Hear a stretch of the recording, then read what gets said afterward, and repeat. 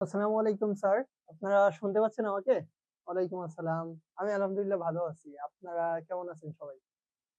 আপনাদের সাথে আমার বাংলা ক্লাস সম্ভবত ফার্স্ট টাইম। আর যারা আ আর্টস এর প্লাস হচ্ছে বিজ্ঞান বিভাগের আছেন, আপনাদের সাথে তো সবার শুরুতেই মনে হয় পরিচয়। সো আপনারা সবাই কেমন আছেন? আগে একটু জিজ্ঞাসা করি। সালাম। আচ্ছা, আ সবার আগে আমি আমার পরিচয়টুকু দিই। যেহেতু আপনাদের সাথে আমি ১ম, সেটা হচ্ছে আমি শাহিনুর রহমান। আমি বিবিএ, এমবিএ কমপ্লিট করছি ঢাকা ইউনিভার্সিটি থেকে। বর্তমানে আপনাদের এডু পরিবারে আ একজন সিনিয়র টিচার হিসেবে কর্মরত আছি। এতটুকুই হচ্ছে আমার পরিচয়। সাথে হচ্ছে আ আরো অনেকগুলা অর্থাৎ আ কমার্স রিলেটেড ব্যাকগ্রাউন্ড নিয়ে অনেক কাজের সাথে আমি জড়িত আছি। এতটুকুই হচ্ছে আমার আপাতত পরিচয়। আর কিছু মনে হয় না আপনাদের জানার দরকার আছে। সো চলেন আজকে আমরা ক্লাস শুরু করি। আচ্ছা, আপনাদের ক্লাস শেষে কিন্তু কুইজ আছে, আগেই বলে নিই। আপনাদের ক্লাস শেষে কুইজ থাকবে এবং কুইজের মার্কস কিন্তু আপনারা নিজেরাই দেখতে পাবেন। আচ্ছা, এটা হচ্ছে আমার পরিচয়, এটা দেখার দরকার নেই। আজকে আপনাদের টপিকস কি ছিল? বাগধারা, তাই তো? আমি যেটা করব সেটা হচ্ছে জিনিসটাকে আপনাদের কাছে বেশি সহজ করে তোলার চেষ্টা করব। প্র্যাকটিক্যালের সাথে রিলেট করার ট্রাই করব যাতে আপনাদের মনে থাকে। জিনিসটা বারবার মুখস্থ করার প্রয়োজন না পড়ে। আমার কাছে মনে হয় কি মুখস্থ করা জিনিসটা হচ্ছে বোরিং, তাই না? আপনাদের কি কারো কোনো কোশ্চেন আছে কিনা? একটু কোশ্চেন থাকলে করতে পারেন। আমি ক্লাস শুরু করার আগে কোশ্চেন গুলা নিব। তারপরে আবার পরবর্তীতে নিব। কারো কোনো কোশ্চেন আছে? ওকে, নাই সম্ভবত। সো চলেন ক্লাস শুরু করি।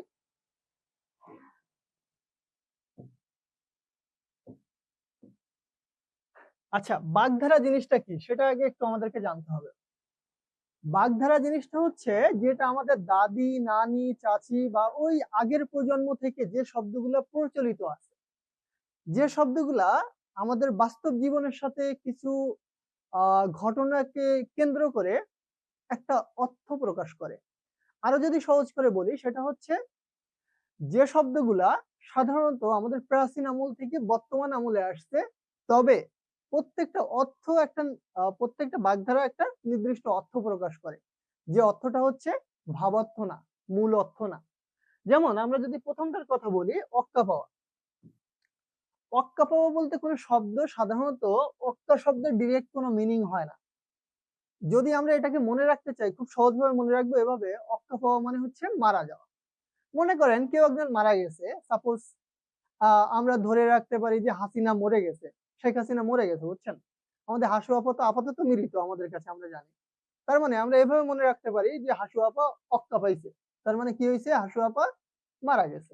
তো জিনিসটাকে আপনি রিলেট করবেন বাস্তবের সাথে, তাহলে খুব সহজে মনে রাখতে পারবেন। তাহলে অক্কা পাওয়া শব্দের অর্থ কি? মারা যাওয়া। আমার পড়ানো বোরিং লাগলে একটু বললেন যে স্যার আপনি তো নতুন আমাদের কাছে, তবে আপনার পড়ানো খুবই বোরিং লাগতেছে। হ্যাঁ, happy teachers day. Thank you. আচ্ছা, অক্ষরে অক্ষরে মাঝে মধ্যে দেখবেন বাসায় বাবা মা বলে যে তুই আমার কথা অক্ষরে অক্ষরে পালন করবি। এই যে বলে তুই আমার কথা অক্ষরে অক্ষরে পালন করবি, তার মানে হচ্ছে আমি যা তোকে বলবো তুই সম্পূর্ণটা পালন করবি। তারপরে হচ্ছে দেখবেন সো কল্ড রিলেশনশিপে যেটা হয়, ছেলে মেয়েটাকে যা বলে সে অক্ষরে অক্ষরে পালন করে। তার মানে সে যাই বলে সে তাই পালন করে। তাহলে অক্ষরে অক্ষরে শব্দটার অর্থটা হচ্ছে সম্পূর্ণভাবে পালন করা। মনে করেন ওই যে আপনারা একটু বাস্তবতার সাথে রিলেট করতে পারবেন আমি জানি, গায়ে নিয়েন না কেউ। জিনিসটা হচ্ছে কেউ যদি একজন বলে যে তুমি ভাত খাইছো, আমি তুমি ভাত না খাইলে আমি খাবো না। এই যে এই টাইপস এর কথাবার্তা গুলা সে যদি আসলেই করে, অর্থাৎ সে না খাইলে সে যদি নাও খায়, এটাকে বলা হয় অক্ষরে অক্ষরে পালন করা, অর্থাৎ যথাযথভাবে পালন করা। আপনাকে আমি বললাম একটা অ্যাসাইনমেন্ট ঠিক মতো করে দিতে, এটা যদি আপনি পুরোটা করেন তাহলে সেটাকে বলা হয় কি? অক্ষরে অক্ষরে আমার কথাটা আপনি মানলেন। তাহলে অক্ষরে অক্ষরে মানে কি? সম্পূর্ণভাবে বা যথাযথভাবে। এখন আসেন অদৃষ্টের পরিহাস। এই যে অদৃষ্টের পরিহাস, এই জিনিসটা কি?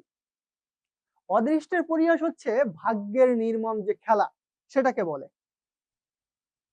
শোনেন, এই গ্রুপে এত মেসেজ দেওয়ার দরকার নাই, এইখান থেকে কিন্তু কোনো কিছুই মানে আপনারা পাবেন না। সো আপনাদের একটু পড়াশোনার দিকে মনোযোগ দেন, জিনিসটা দেখেন বোঝেন কিনা। আমি যতটুকু বুঝাই ততটুকু আপনাদের কাছে ভালো লাগে। আচ্ছা, অদৃষ্টের পরিহাস বলতে কি বোঝানো হয়েছে? ভাগ্যের যে নির্মম খেলা, এই জিনিসটাকে একটু রিলেট করি। দেখেন, শেখ হাসিনা 5 তারিখে পালায়ে যায়, ও কিন্তু একবারও ভাবে নাই যে ও 5 তারিখে পালায়ে যাবে। এই যে ও আগে থেকে ভাবে নাই, তবে হয়ে গেছে, অর্থাৎ এটা ওর ভাগ্যে ছিল। সো অদৃষ্টের পরিহাসটা কি? অদৃষ্টের পরিহাসটা হচ্ছে ভাগ্যের নির্মম খেলা, অর্থাৎ ভাগ্য যে বাজে খেলাটা খেললো সেটা। অর্থাৎ ও চিন্তাই করে নাই যে ওর গদি চলে যাবে বা ক্ষমতা চলে যাবে, কিন্তু এটা হয়ে গেছে। সো এটা হচ্ছে ভাগ্যের নির্মম। তাহলে ক্লিয়ার হবে। মনে করেন আপনি আর আপনার মা দুইজনে ঝগড়া করতেছেন কোন একটা ইস্যু নিয়ে। মনে করেন হচ্ছে আপনি ডাল আর আলু ভর্তা খাবেন, আপনার মা বলতেছে আমি এখন রান্না করে দিতে পারবো না, আন্টি বলতেছে মনে করেন। তো আপনি আর আপনার মা, দ্যাট মিনস হচ্ছে আন্টি, আপনারা দুইজন হচ্ছে ঝগড়া করতেছেন খাওয়া নিয়ে। সে সময় পাশের বাসা থেকে এক ভাবি এসে বলতেছে, আরে ভাবি, আপনার মেয়ে এটা পারে না, নিজে রান্না করে খাইতো, এখনকার মেয়েরা না আসলে কোনো কাজের না, এই টাইপসের কথা বলছে।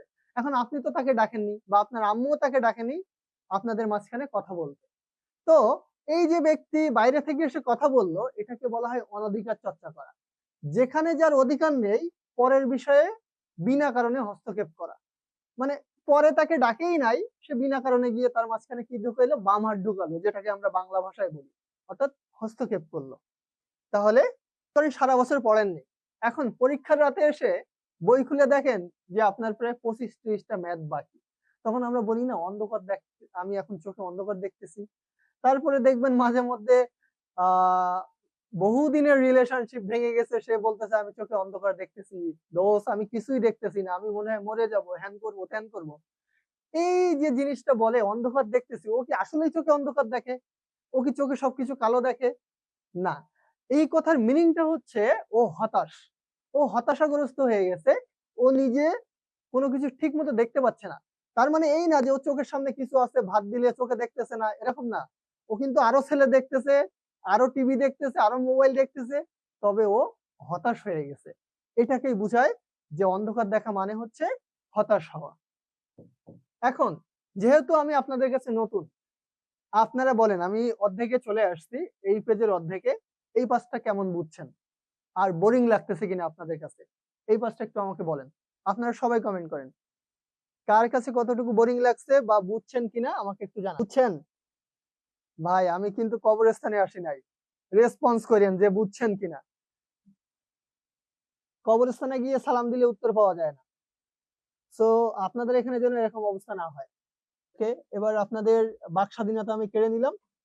আপনারা এত এত পরিমাণে কথা বললেন, শেখ হাসিনাও ছাড়াই গেছে, বুঝছেন? থাকি, অনেকক্ষণ বলছেন, আর বলতে হবে না। এখন আপনাদের কারো কাছে বোরিং লাগতেছে না? না স্যার, ভুল করে হিসাব বিজ্ঞানের জায়গায় বাংলা ঢুকে গেছে, কি করবো বলেন? ওকে, চলেন। এখন হচ্ছে, তাহলে আমরা কি বললাম? অন্ধকার দেখা পর্যন্ত আমাদের শেষ হলো। অন্ধের যষ্টি মানে কি? মনে করেন অন্ধের যষ্টি হচ্ছে শেখ হাসিনার একমাত্র লোক ছিল ওবায়দুল কাদের, বুঝছেন?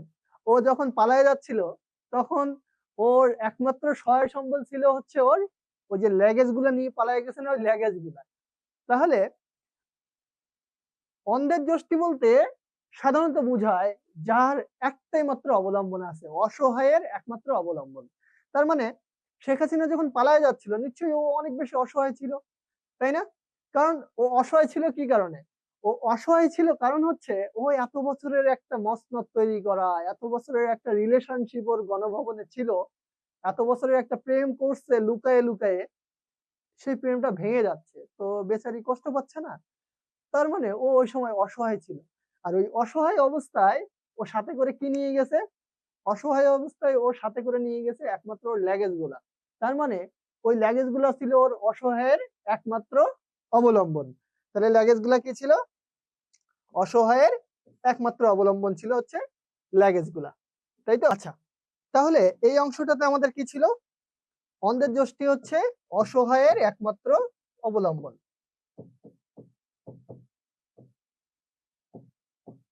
ওই যে মাঝে মধ্যে দেখবেন কেউ বলে যে তোমাকে ছাড়া আমি বাঁচবো না, ওই বেটি ঠিকই বাঁচবে বা ওই বেটা ঠিকই বাঁচবে, ও একটা মিথ্যা কথা বলছে, ভাওতাবাজি করছে, বুঝছেন?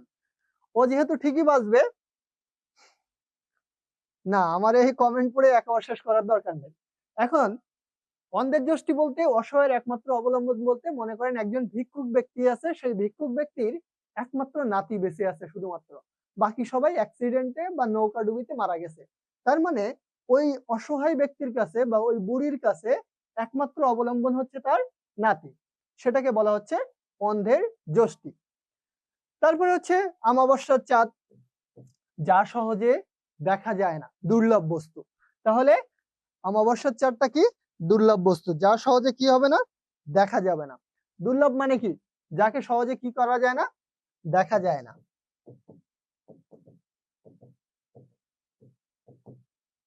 এখন মনে করেন আপনি যতই চান না কেন শেখ হাসিনাকে আপনি দেখতে পাবেন না, ও এখন দুর্লভ বস্তু। দুর্লভ বলতে যা সহজে পাওয়া যায় না। এখন আমার জীবনের ফার্স্ট ক্রাশ ছিল শেখ হাসিনা, আমি এখন তাকে দেখতে পাচ্ছি না, বুঝছেন? সো আমার জন্য একটু কষ্টের বিষয়। অরণ্যের রোদন। অরণ্যের রোদন হচ্ছে মনে করেন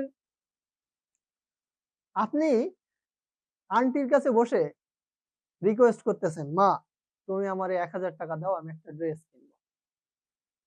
আপনি পাশে বসে বারবার রিপিট করতেছেন, তুমি আমাকে 1000 টাকা দাও, আমি একটা ড্রেস কিনবো। তবে আন্টি আপনাকে কোনোভাবে ড্রেস দিতে রাজি না, উনি আপনাকে 200 টাকা দিতে চায়।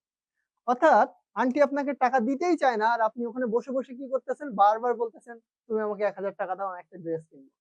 সে টাকা দিতেই চাচ্ছে না, আপনি বারবার রিকোয়েস্ট করতেছেন। এইটাকে বলা হয় অরণ্যের রোদন, অর্থাৎ নিষ্ফল আবেদন। আপনি যে আবেদন বারবার করতেছেন, যে রিকোয়েস্ট বারবার করতেছেন, সে সেটা কানেই নিচ্ছে না। তাহলে এটাকে বলা হয় কি? নিষ্ফল আবেদন। ভুল জায়গায় বারবার টাকা চাওয়া। ওকে। অর্ধচন্দ্র। অর্ধচন্দ্র হচ্ছে গলা ধাক্কা দেওয়া। মাঝে মধ্যে দেখবেন মা বা বাবা বলে না, তুই তো পড়াশোনাই করিস না, তোর গলা ধাক্কা দিয়ে বাসা থেকে বের করে দিবে। ওই গলা ধাক্কার জায়গায় শুধু বর্ষায় দিবেন, যে এটা আপনাকে যখন পরের বার বলবে যে গলা ধাক্কা দিয়ে বের করে দিব, তখন আপনিও বলবেন তোমাকেও অর্ধচন্দ্র দিয়ে বের করে দিব। এখন জিনিসটা হচ্ছে আমি জাস্ট ফানি ফান হিসেবে বললাম, আপনারা আবার বললেন না। তাহলে অর্ধচন্দ্র অর্থ হচ্ছে কি? গলা ধাক্কা দেওয়া, গলা ধাক্কা দিয়ে বের করে দেওয়া।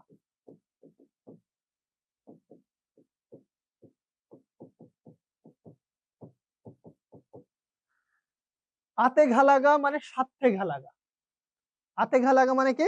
স্বার্থে ঘা লাগা। এদের কমেন্টের শেষ নাই, আস্তাগফিরুল্লাহ।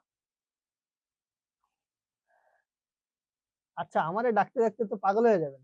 আজকে ক্লাসের পরে কিন্তু কুইজ আছে, যে বেশি মার্কস পাবে তার জন্য গিফট আছে। ওকে। অর্ধচন্দ্র মানে কি? গলা ধাক্কা দেওয়া শেষ হলো। আতে ঘা লাগা মানে স্বার্থে ঘা লাগা, কষ্ট পাওয়া। মনে করেন সারা বছর হচ্ছে একজন ব্যক্তির সাথে, মনে করেন হচ্ছে আপনার চাচাদের সাথে সারা বছর একটা ভালো সম্পর্ক আছে আপনার বাবার। হঠাৎ করে আপনার বাবা বললো যে আমরা এখন জমি ভাগ করব, কারণ আমার ছেলে মেয়ে পড়াশোনা করাতে হবে, আমি জমিটাকে ভাগ করব। যেই বললো যে আমি জমিটাকে ভাগ করব, সেই দেখবেন যে দুই ভাইয়ের ভেতরে আর কথা নেই, মারামারি বেড়ে গেছে। এটাকে বলা হয় আতে ঘা লাগা বা স্বার্থে ঘা লাগা। অর্থাৎ কি হওয়া? কোনো একটা রিজনে তাদের স্বার্থে ঘা লাগছে, সে কষ্ট পাইছে। তার মানে আতে ঘা লাগা অর্থ হচ্ছে স্বার্থে আঘাত লাগা বা কষ্ট পাওয়া। আপনাদের বইয়ে সম্ভবত একটা অর্থ দেওয়া আছে, তবে এটা দুইটা অর্থ হয়, স্বার্থে আঘাত লাগা, আর স্বার্থে যদি আঘাত লাগে তার মানে সে ব্যক্তি নিশ্চয়ই কষ্ট পাবে। আশা করি এই 10টা আপনাদের কাছে ক্লিয়ার হয়েছে না? আর তো প্রবলেম থাকার কথা না। সবার কাছে ক্লিয়ার হয়েছে তো? কুইজের সময় বুঝবো যে আসলে কতটুকু ক্লিয়ার হয়েছে। Very good. আপনাদের কাছে ক্লিয়ার হইলেই তো। এই ক্লাস কি মজা লাগে না বোরিং লাগে? পরের অংশ যাই। আকাশ কুসুম। আকাশ কুসুম হচ্ছে মনে করেন আপনি এখনো 9 বা 10 পড়েন, আর আপনার যে সঙ্গী, মানে যারা নিয়ে স্বপ্ন দেখতেছেন, সেটা মনে করেন শেখ হাসিনাও হইতে পারে। আপনি শেখ হাসিনারে নিয়ে স্বপ্ন দেখতেছেন যে তারে বিয়ে করবেন, বাংলাদেশে ফিরাই আনবেন। এরকম কোন একটা স্বপ্ন মনে করেন আপনি দেখতেছেন। এই স্বপ্নের ভেতরে আপনি দেখতেছেন শেখ হাসিনাকে ফিরে আনার সময় আপনি একটা ট্রেন কিনবেন বা প্লেন কিনবেন। প্লেন কিনে আপনারা সারা জীবন ঘুরে ঘুরে বেড়াবেন। এই যে অসম্ভব কিছু চিন্তা করা, আপনি শুয়ে শুয়ে তো চিন্তা করতেই পারেন, কেউ তো নিষেধ করতেছে না। তবে এই অসম্ভব যে চিন্তা করা, এটাকে বলা হয় আকাশ কুসুম। তার মানে অসম্ভব কল্পনা।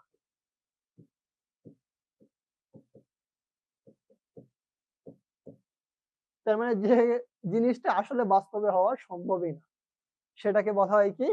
অসম্ভব কল্পনা।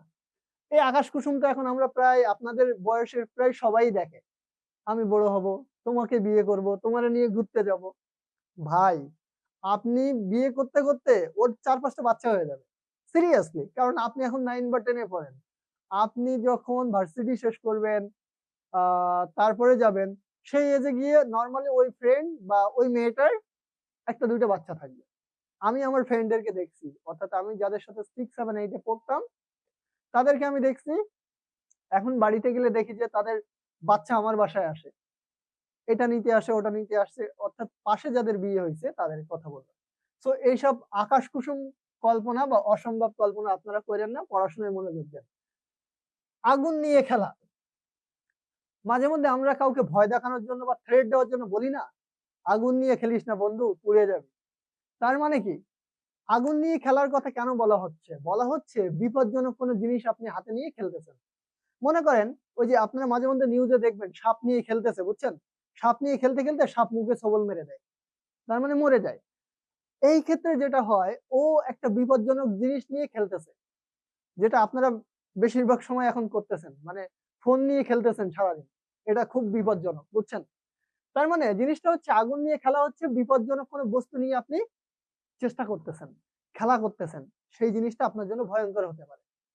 এটাকে বলা হয় আগুন নিয়ে খেলা, যেটার মেইন অর্থ হচ্ছে বিপজ্জনক জিনিস নিয়ে খেলা করা।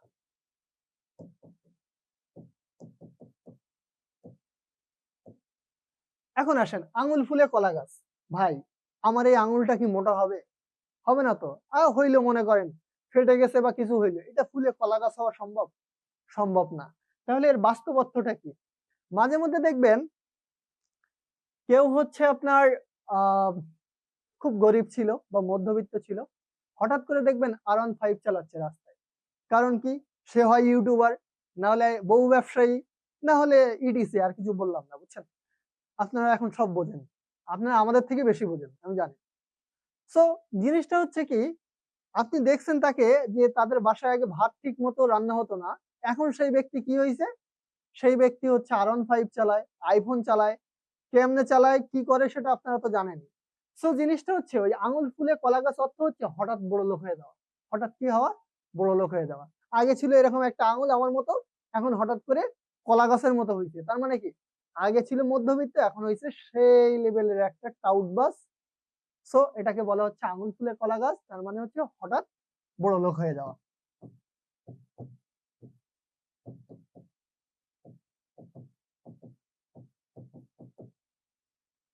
এই হচ্ছে অবস্থা।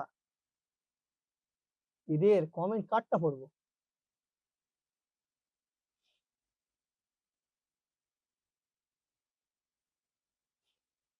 ওকে, এখন আসেন 18 মাসে বছর। ভাই, আমাদের বছর হয় কয় মাসে? বছর হয় 12 মাসে। 18 মাসে বছর বলতে যার কাজ করতে অনেক সময় লাগে। মনে করেন আপনাকে, আপনি এমন একজন ব্যক্তিকে একটা কাজ দিলেন। মনে করেন সবসময় দেখবেন যে সব এলাকায় কিছু কিছু ব্যক্তি আছে প্রচুর অলস। মানে তাকে যদি একটা চড়ও দেন, সে ওইখান থেকে উঠে আরেক জায়গায় যাইতে যাইতে স্লো মোশনে যায়, বুঝছেন? টিকটকার। তো স্লো মোশনে যায়, খুব স্লো মোশনে যায়। তার মানে ওর একটা কাজ করতে অনেকদিন সময়ের দরকার হয়। তাই বলা হচ্ছে 18 মাসে বছর, মানে দীর্ঘদিন সময় লাগা। নর্মালি বছরে হয় 12 মাসে, কিন্তু ওর বছর হচ্ছে 18 মাসে, তার মানে দীর্ঘদিন সময় লাগা, দীর্ঘ সূত্রিতা, সেটাকে বলা হয় কি? দীর্ঘদিন সময় লাগা।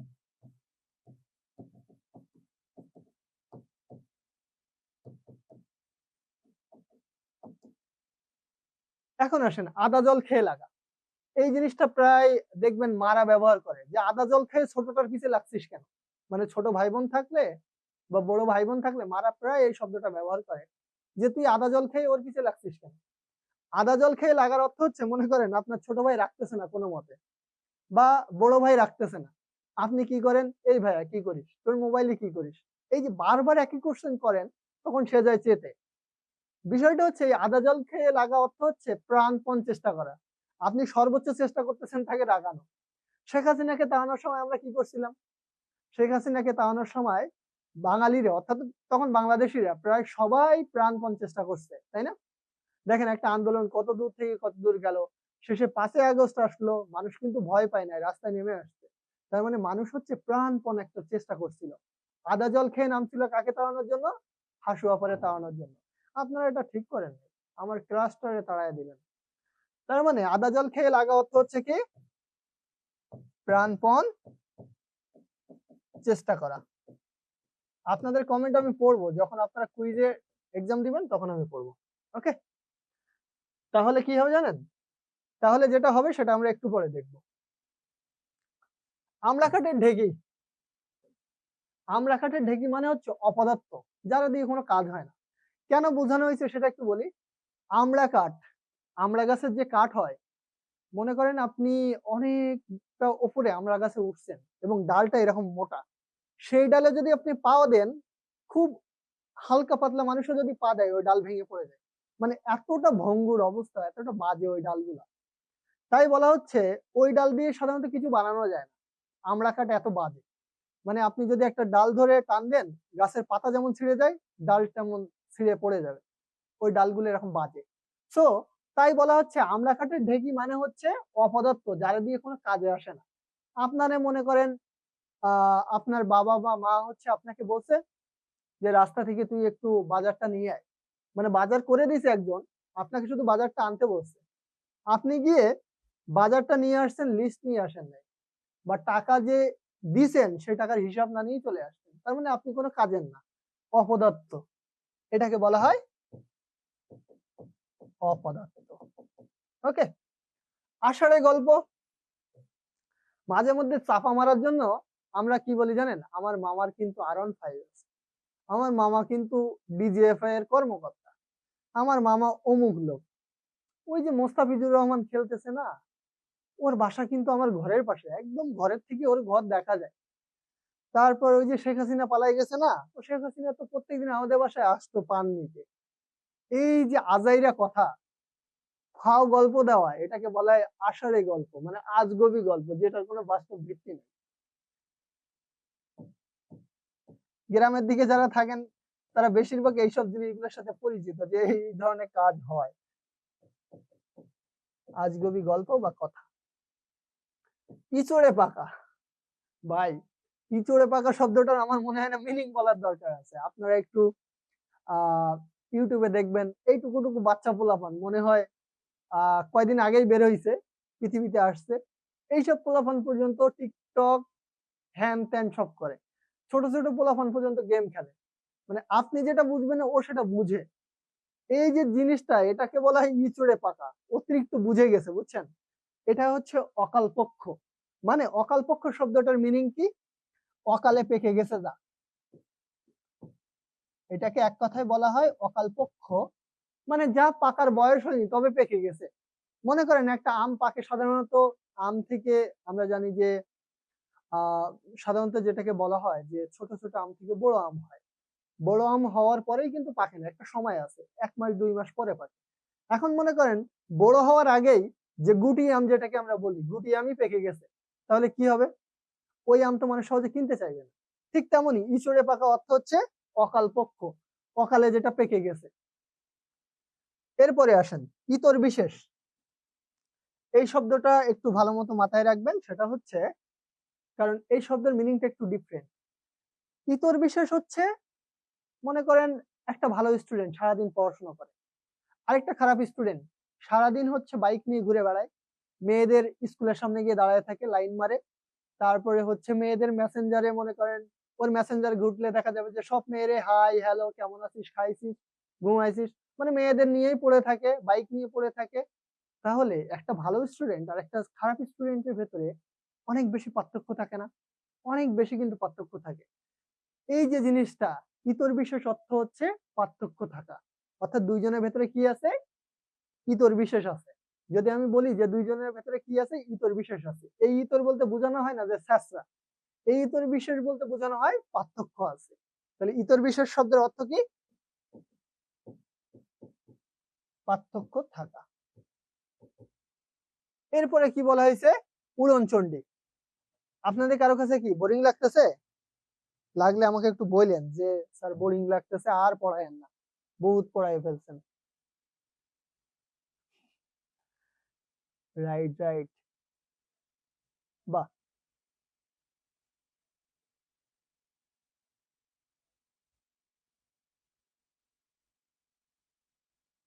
এই আপনাদের কাছে বোরিং লাগে কারো কাছে?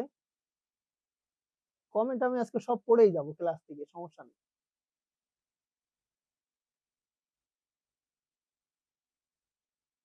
বোরিং লাগলে বললেন যে স্যার কিচ্ছু বুঝতেছি না।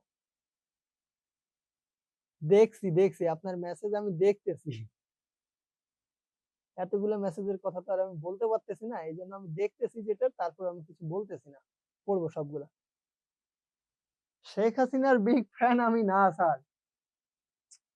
মানে জিনিসটা হয়েছে কি, ছোটবেলা থেকে আহ ওই ওনাকেই বারবার বিটিভিতে যতবার দেখছি ততবার মনে হয় বউয়ের মুখটাও দেখি নাই, এরকম একটা অবস্থা সত্যি বলতে। বিটিভিতে যতবার ওনার চেহারা দেখাইতো, একটা মানুষকে যতবার দেখবেন আপনি তার প্রেমে পড়ে যাবেন না? তো সেই হিসেবে বললাম যে উনি আমার ক্রাশ। বিটিভিতে যে পরিমাণ ওনাকে দেখাইছে বাংলাদেশে, এই পরিমাণ মনে হয় চিনি লবণ আমরা জীবনে খাই নাই, বুঝতে পারছেন? তো এই জন্য বললাম। এখন আসেন উড়নচণ্ডী, এখানে টেনে নিয়ে আসলাম, মিনিং পরে লিখি। উড়নচণ্ডী অর্থ হচ্ছে, মনে করেন আপনি রাস্তায় যাচ্ছেন, যাওয়ার পথে দেখবেন কিছু কিছু ছেলে মেয়ের একটা অভ্যাস থাকে, বাজে অভ্যাস, যা দেখবে তাই কিনবে।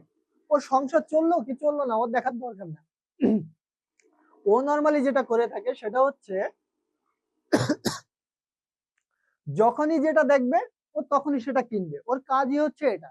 অর্থাৎ যেটা দেখছে ও সেটাই কিনবে। এই যে কাজটা, এই এই ধরনের কাজ করলে কি হয়, সংসারের ঠিকমতো হিসাব রাখা সম্ভব হয় না।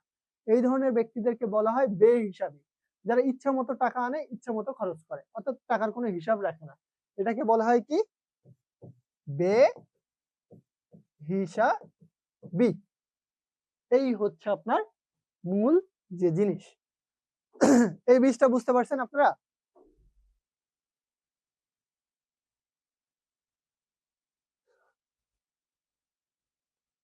হাসিনার প্রেমে তো পড়ে গেছি।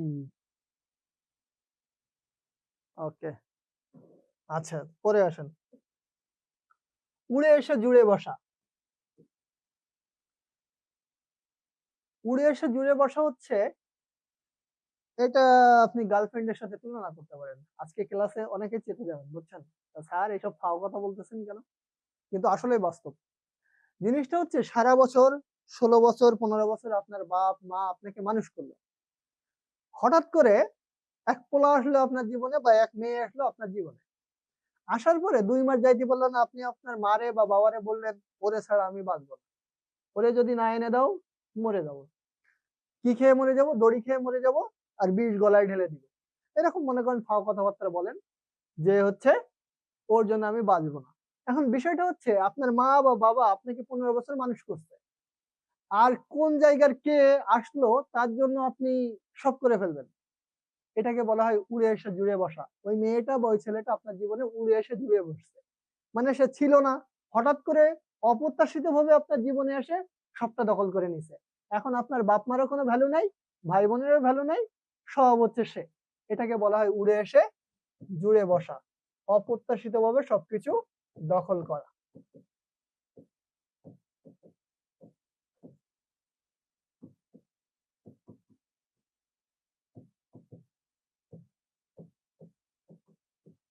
এরপর হচ্ছে উড়ো কথা।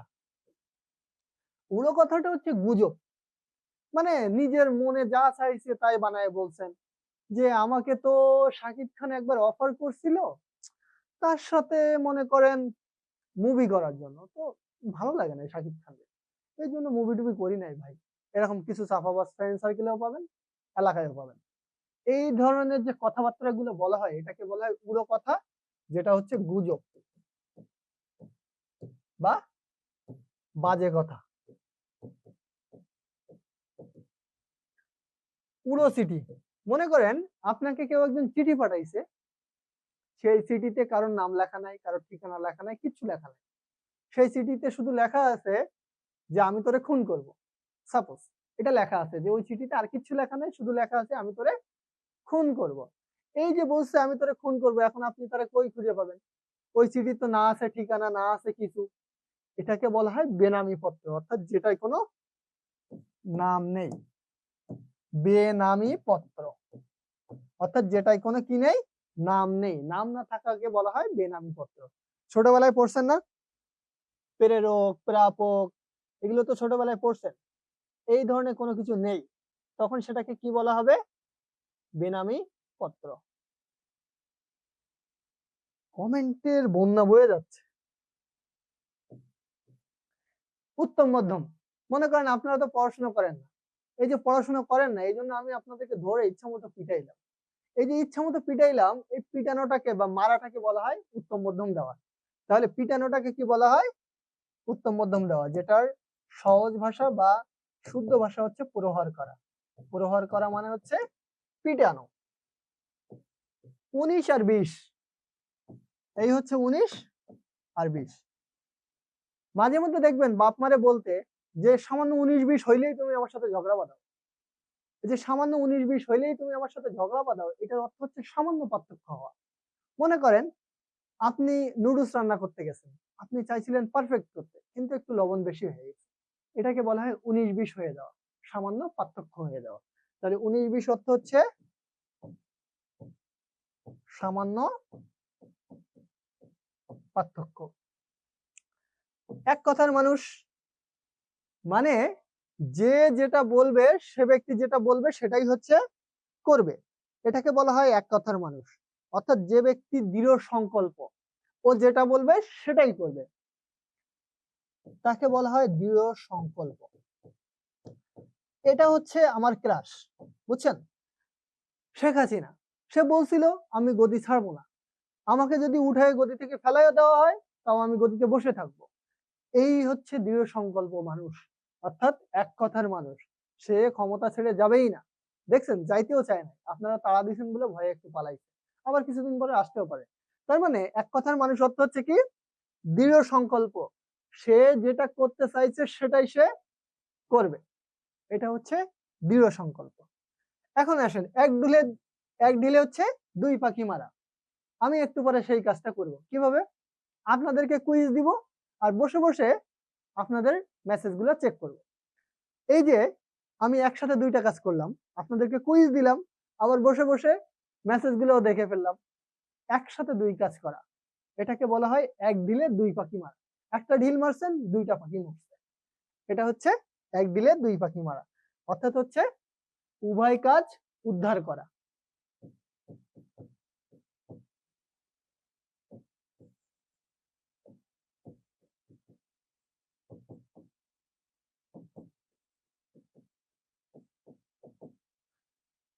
যার যা ইচ্ছা কমেন্ট করে রাখেন, আমি দেখতেছি একটু পরে। এবার আসেন এলাহি কাণ্ড। মাঝে মধ্যে দেখবেন এলাকায় কারোর বিয়ে হইলে সেই রকমের একটা ধুমধাম করে বিয়ে শাদী হয়। তারপরে এত বছর তো দেখে আসছেন আপনারা, শেখ মুজিবের মৃত্যুবার্ষিকী, শেখ মুজিবের জন্মবার্ষিকী, শেখ রাসেলের জন্মবার্ষিকী, শেখ কামালের জন্মবার্ষিকী, এই যে হ্যান ত্যান এত কিছু আছে। সব ব্যক্তিদের কি করা হতো, যদিও আমি তাদেরকে স্পেসিফিক করে বলতেছি না, যেই ক্ষমতায় আসে বাংলাদেশে সেটাই হয়।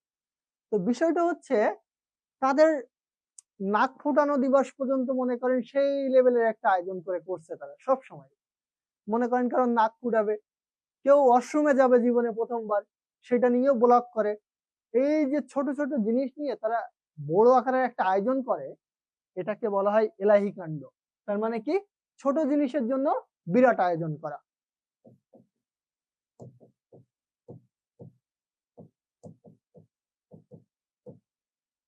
এরপরে আসেন এসপার ওসপার। এসপার ওসপার। এসপার ওসপার অর্থ হচ্ছে, মনে করেন আপনার দুই বন্ধু ঝগড়া করছেন এক মেয়ে নিয়ে, আপনারা তো এখন গিরিঙ্গি বাঁধানি মেয়ে নিয়ে, এই জন্য আমি বলতেও বাধ্য হচ্ছি। এই যে গিরিঙ্গিটা বারবার লাগান, ঝামেলা বাঁধান আপনাদের মধ্যে, এটার আসলে কোনো যৌক্তিকতা নেই। জিনিসটা হচ্ছে দুই ফ্রেন্ড এক বেটি নিয়ে ঝামেলা বাঁধাইছেন, দুইজন দুইজনের সাথে কথা বলেন না। এখন আমি আপনাদের দুইজনকে মিলাই দিলাম, এই ঝগড়া থেকে মুক্তি করে দিলাম। এই যে আপনাদের দুইজনের ঝগড়া মিটাই দিলাম, এটাকে বলা হয় এসপার ওসপার, অর্থাৎ মীমাংসা করে দেওয়া। তাহলে এসপার ওসপার অর্থ কি? মীমাংসা করা।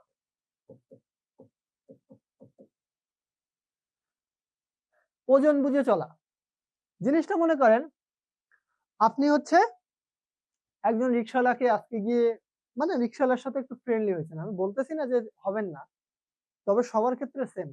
মনে করেন আজকে গিয়ে একজন রিক্সাওয়ালার সাথে ফ্রেন্ডলি হইলেন, কথা বলতেছেন, তার সাথে হাঁটতেছেন।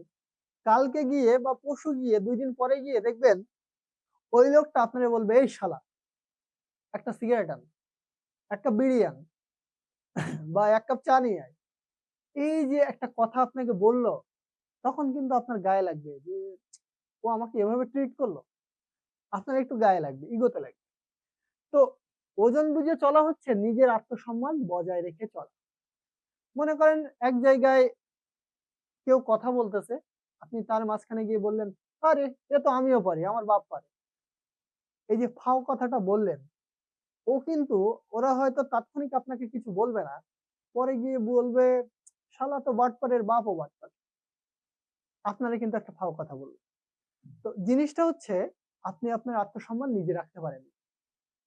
এই যে ওজন বুঝে চলা বলতে নিজের যতটুকু আত্মসম্মান বোধ আছে সেটা বজায় রেখে চলা, সেটাকে নষ্ট না করে ফেলা, এটা হচ্ছে ওজন বুঝে চলা, অর্থাৎ আত্মসম্মান বোধ বজায় রাখা।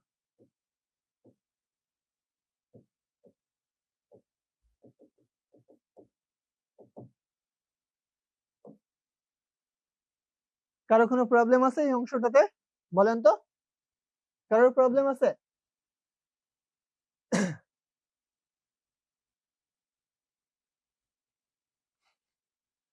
আমার যা মাথায় আসে আমি তাই বলি, আমারে কেউ আটকানোর নাই, বুঝছেন?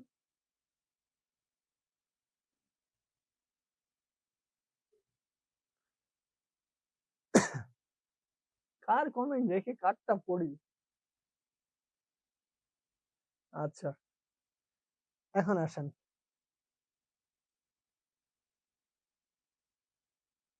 কচু কাটা করা। কচু কাটা করা অর্থ হচ্ছে মাঝে মধ্যে পড়াশোনা না করলে মা দেখেন এসে বলে, তোর বাপ যদি বাসায় আসছে না, তোরে কিন্তু কেটে কচু কাটা করে ছেড়ে দিবে। তার মানে কুচি কুচি করে কাটবে, তোরে একদম ধ্বংস করে দিবে।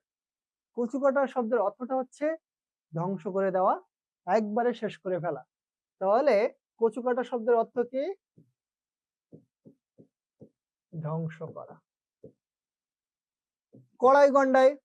মাঝে মধ্যে দেখবেন ফ্রেন্ড সার্কেলের সাথে বের হইলে, তুই কয়টা মুড়ি খাইছিস, তুই কয়টা ছোলা খাইছিস, বা তুই কি খেয়েছিস, এই যে জিনিসগুলো একবারে হিসাব করে। কিছু কিছু ফ্রেন্ড আছে, আচ্ছা ওই জায়গায় যে যাব 5 টাকা খরচ হবে, আচ্ছা হেঁটে গেলে হয় না, মানে ও একবারে প্রত্যেকটা পয়সা সহ হিসাব করে। এই যে কড়াই গন্ডাই বলতে হিসাব করা, হিসাব করে চলা। ওকে, কথার কথা। আমরা একই জিনিস অনেকগুলা দেখতে পাবো, বাগধারা যখন পড়বেন দেখবেন একই শব্দের অর্থ অনেকগুলা আছে। কথার কথা হচ্ছে যেটা আসলে কোনো কথাই না, যেটা কোনো গুরুত্বই নাই, অর্থাৎ গুরুত্বহীন কথা। মাঝে মধ্যে মানে দেখবেন বলবে, আচ্ছা আমার যদি বিয়ে হয়ে যায় তুমি বাঁচবা কেমনে? মনে করেন আপনাকে কোশ্চেন করছে আপনার উনি, আমার যদি বিয়ে হয়ে যায় তুমি বাঁচবা কেমনে? এখন আপনি বললেন, তুমি এই ধরনের কথা কেন বললে? তখন গিয়ে বলে, আরে এটা তো আমি কথার কথা বললাম। তার মানে যে কথার কোনো গুরুত্ব নাই, গুরুত্বহীন কথা, ফাও কথা যেটা। কপাল ফেরা। কপাল ফেরা মানে হচ্ছে সৌভাগ্য লাভ করা। মনে করেন একজন ব্যক্তি হচ্ছে অনেক গরিব, সে হঠাৎ করে সৌদি আরব গেছে, দালালের খপ্পরে পড়ে বা দালাল ধরে সে সৌদি আরব গেছে, যাওয়ার পরে সে লাখ লাখ টাকা ইনকাম করে দেশে পাঠিয়ে দিছে। তখন তার বাড়িতে কি হয়েছে, বড় একটা বিল্ডিং উঠছে, প্রাইভেট কার কিনছে, টিভি লাগাইছে, বা আরো যা যা জিনিস আছে সব শৌখিন জিনিস সে কিনছে। এই যে সে হঠাৎ করে দেশের বাইরে গেল এবং ইনকাম করলো, এটাকে বলা হয় সৌভাগ্য ফেরা বা তার সৌভাগ্য হওয়া। এটাকে বলা হয় কপাল ফেরা, যেটা হচ্ছে সৌভাগ্য হওয়া। আর এই শব্দটার সাথে আমরা সবাই পরিচিত, যে কলমের এক খোঁচায় 1 লাখ টাকা কামায় নিবে। তার মানে হচ্ছে কলমের খোঁচা বলতে লিখিত আদেশ। লিখিত কি? আদেশ হওয়া। জিনিসটা হচ্ছে কলমের এক খোঁচা বলতে লিখিত ভাবে কোনো কিছু হওয়া। কলির বলদ, আমি মাদেরকে ছোট করার জন্য বলতেছি না। আপনি বা আপনারা বাসায় যার উনি নাই তার তো কোনো সমস্যাই নাই, জীবনের সমস্যাই হচ্ছে উনি নিয়ে। যার ওসব নাই তার কোনো সমস্যা নেই। সহজ হিসাব, জীবনের 99% প্রবলেম উনি রিলেটেড। সো কারণ রিলেশন কিন্তু কাগজে কলমে হয় না। যদি হইতো 99% ছেলে বা মেয়ে রিলেশনে জড়াইতো না। কারণ জিনিসটা যখন লিখিত হবে তখন কিন্তু প্রুফ থাকবে। ওই স্ক্রিনশট কোনো প্রুফ না ভাই, এটা কোনো প্রুফ না, আপনি যাই বলেন না কেন এটা কোনো প্রুফ না। লিখিত কখন হতো? যখন একটা স্ট্যাম্পে সিগনেচার হইতো, তুমি আমারে ছেড়ে গেলে 10 লাখ টাকা দেওয়া লাগবে, আর তুমি আমারে রেখে ভেগে গেলে তোমার এত টাকা দেওয়া লাগবে বা জরিমানা হবে। তাহলে কেউ প্রেম করতে যাইতো না, এই ধরনের অকামও বাংলাদেশে কম হইতো। তার মানে কাগজে কলমে মানে হচ্ছে লিখিত ভাবে হওয়া, যেটা একটা খাতায় স্টাম্প করে লিখিত হতে হবে। ওকে, কাঁচা টিলা, এটা হচ্ছে অসাবধান। তার মানে আপনি মনে করেন রাস্তা দিয়ে হাঁটতেছেন, এক হালি ডিম কিনে রাস্তা দিয়ে হাঁটতেছেন, এখন ডিম নিয়ে আপনি এক ছেলের মাথায় বাড়ি দিয়ে ফেললেন। তার মানে আপনি কি অসাবধান না? আপনি জানেনও না যে আপনার কাছে ডিম আছে। বা আপনি রাস্তায় হাঁটতে হাঁটতে একটা ট্রাক যাচ্ছে, ট্রাকের সামনে চলে আসলেন, এটাকে বলা হয় কাঁচা টিলা বা অসাবধান ব্যক্তি। এবার আসেন কাঠখোট্টা। এলাকায় দেখবেন কিছু কিছু ব্যক্তি আছে, আপনি একটা ভালো কথা বলতে গেছেন, চেতে গেছে, তোরা এটা বলতে পারছি। তারপরে দেখবেন আপনি আহ আপনার ফ্যামিলির ভেতরে অনেক সময় এরকম থাকে, গিয়ে বললেন যে আমার 10টা টাকা লাগতো, তো কিসের জন্য লাগবে তোর টাকা, এত টাকা দিয়ে তুই কি করবি? মানে আপনারও দোষ যদি না থাকে সেই ক্ষেত্রে, মানে কিছু কিছু ব্যক্তি আছে ফাও কারণে রেগে যায়। এই ধরনের ব্যক্তিদের ভেতরে কোনো রস নেই, তাই এদেরকে বলা হয় কি? নিরস। কাঠখোট্টা মানে কি? নিরস ব্যক্তি, যার ভেতরে কোনো রসই নেই। এই হচ্ছে ছিল আমাদের 40টা বাগধারা। আমার মনে হয়, আশা করি যে 40টা আমি আপনাদেরকে দেখাইলাম এগুলো আপনারা না পড়লেও পারবেন, তাই না? বলেন তো, পারবেন না? হ্যাঁ, আপনাদের সব ঠিকঠাক আছে, আপনাদের সব ঠিকঠাক আছে। তাহলে আজকের ক্লাস এখানে শেষ করি স্যার, ঠিক আছে? হ্যাঁ, আমি আপনাদের সবার রেজাল্টটা দেখছি, আজকের ক্লাস এখানে শেষ করে দিই। নিশাদ বলেন। হ্যাঁ, আমার মনে আছে। ওয়ালাইকুম আসসালাম। আর হচ্ছে নেক্সট ক্লাসে আপনারা লেকচার শিট পেয়ে যাবেন, কেমন? আল্লাহ হাফেজ, আসসালামু আলাইকুম।